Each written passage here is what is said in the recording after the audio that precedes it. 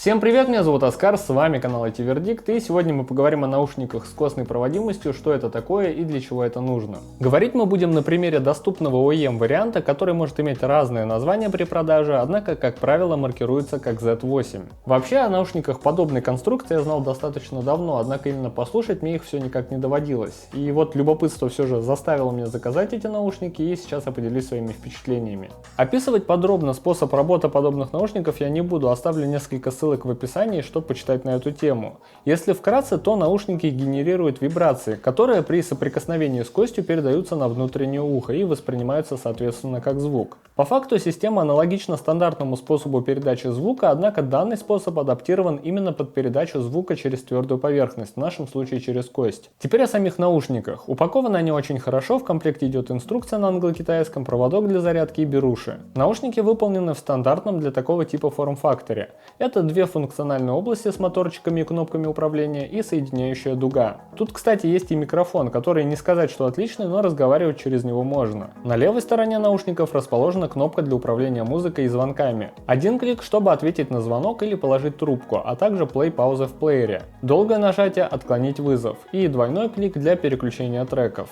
На нижней стороне под правым ухом расположены три кнопки управления.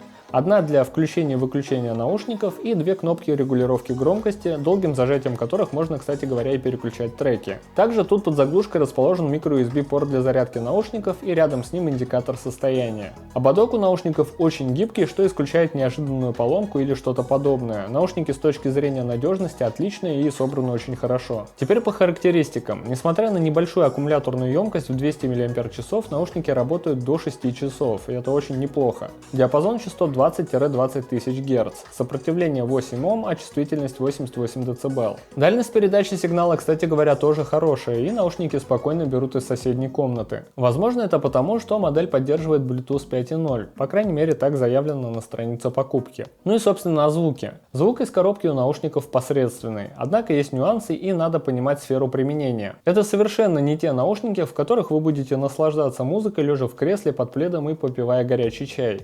Первоочередное назначение наушников — это активный отдых во всех его проявлениях, управление автомобилем, прогулки и прочее. Об этом говорит как гибкость наушников, так и то, что они отлично держатся на голове, очень легкие и не утомляют долгим ношением. Однако даже это не главное. Дело в том, что при использовании обычных наушников вы теряете связь с окружающим миром. В случае езды на том же велосипеде или в машине вы не слышите, что происходит вокруг, и можно попасть в неприятную ситуацию. В случае же с подобными наушниками основным их преимуществом является как раз то, что вы полностью слышите то, что происходит вокруг, так как ваш слуховой проход в данном случае полностью свободен. Вы можете слушать музыку и параллельно разговаривать с кем-то, вести автомобиль, бегать, и при этом будете слышать абсолютно все вокруг. Более того, я пользуюсь PowerAmp, а в нем, как и в другом нормальном плеере, можно создавать пресеты эквалайзера. Так вот, после небольшой регулировки наушники зазвучали куда лучше. Да, конечно, они не сравнятся с обычными хорошими вкладышами или накладными наушниками, однако слушать музыку стало вполне приятно. Интересен также и тот факт, что чем громче вы делаете наушники, а регулировка громкости, кстати, здесь регулирует именно громкость наушников, а не громкость телефона.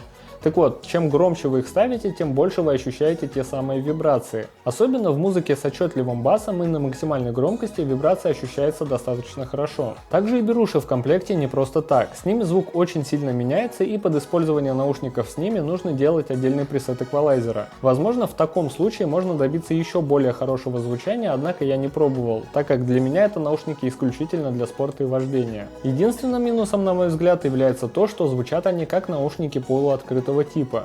Потому в тихом офисе, например, сидящим рядом людям будет слышно то, что вы слушаете. Сейчас я включу музыку на максимальной громкости, которая доступна этим наушникам, и вы сможете оценить относительно громкости моего голоса, насколько сильно их слышно окружающим или же нет. Записывать будем как с петлички, соответственно, так и с микрофона, который расположен внутри камеры.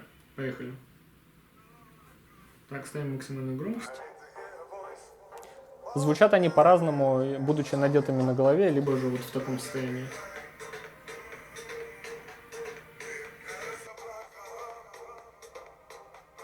Надеваем.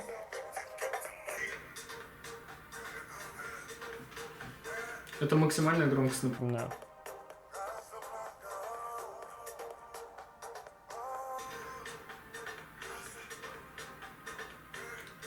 Но такой громкости вы наушники будете слушать разве что в очень громком помещении, в каком-то торговом центре и так далее. При реальных условиях, то есть, допустим, в гостях или где-то при занятиях, вы будете слушать на гораздо более адекватной громкости.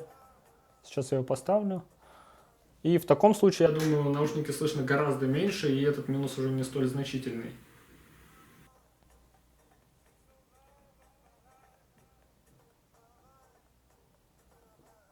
В общем, на мой взгляд, за 1800 рублей это вполне себе интересный вариант как просто для покупки, так и для того, чтобы ознакомиться с тем, что же такое наушники с костной проводимостью. В дальнейшем, если же вас зацепит, вы, соответственно, можете потратить уже более крупную сумму на покупку наушников подобного типа от более именитых брендов. Что ж, на этом все. Надеюсь, этот выпуск был для вас интересным, возможно, полезным. Если это так, подписывайтесь на канал, жмите на колокольчик, оценивайте видео и увидимся с вами в следующих выпусках. С вами был канал IT Verdict. Пока!